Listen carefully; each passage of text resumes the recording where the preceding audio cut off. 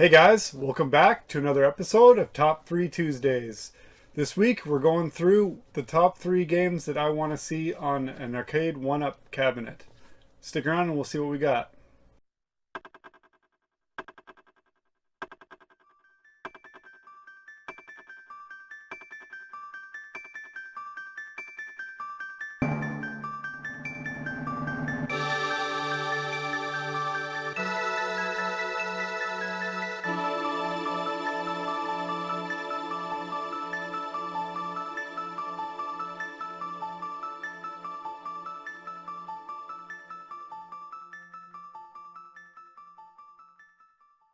Alright, as I stated in the intro, this week's topic is the top 3 games I would like to see on our arcade 1-up cabinet. And it took a lot of thought and a lot of research. I've been tapping my Pandora 5S arcade stick like crazy. I've been checking out just about every game on it. There's 1,299 games on it, and I played damn near all of them. So I've got quite a few choices I had to whittle down to make 3, and I decided to go with games that don't have a North American release on consoles or even a release on consoles at all.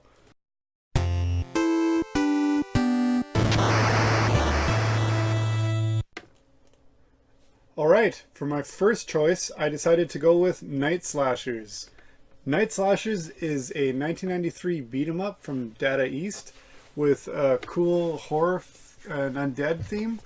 I really enjoyed playing through this. It's basically just punching zombies until they turn into pulp, fighting a bunch of different classic monsters like Frankenstein's monster and stuff like that. It's a lot of fun. It doesn't really break the mold too much on beat 'em ups, but I find that I've never really heard about it before, so it was a little underappreciated. So I decided that that would be my beat 'em up pick to go on here, since so far the selection of beat 'em ups on the arcade 1-ups is just Final Fight. So I decided to kind of dig for a cool one for people to check out. So definitely check this one out, as I had a lot of fun with it.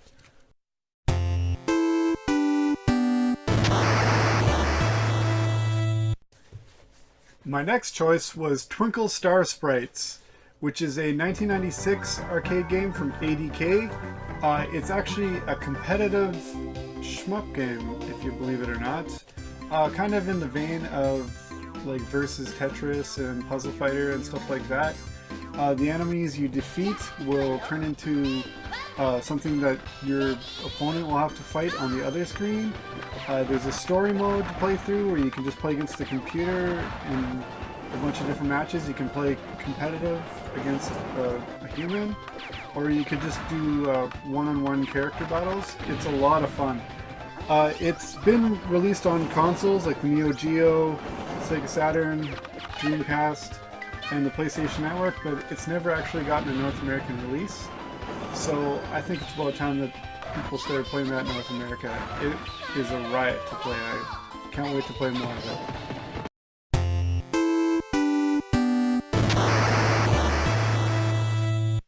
My next choice, I decided to go with another shoot 'em up, and it is from the king of shoot 'em ups, Cave and Atlas. It is awesome. It is Dodonpachi Daiyou Jew, which is a 2002 installment, which is the 4th game in the series. It is all kinds of awesome. It's bullet hell like no other. Not just your enemies' bullets, but your own bullets cover the entire screen.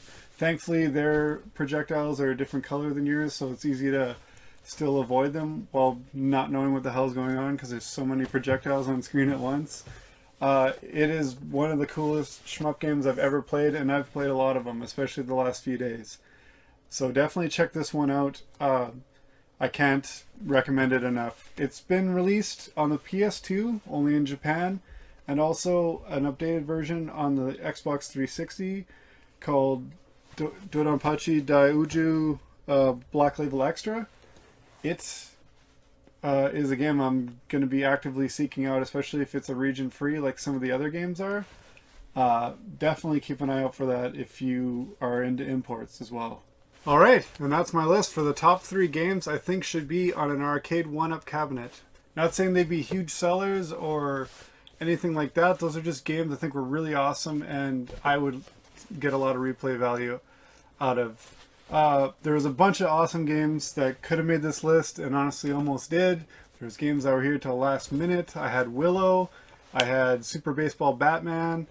I honestly thought of just making a video about how they need to do a light gun arcade cab because there's so many awesome shooter games like House of the Dead and stuff like that that just need to be having a wider release or a new way to play them so they don't get lost to time.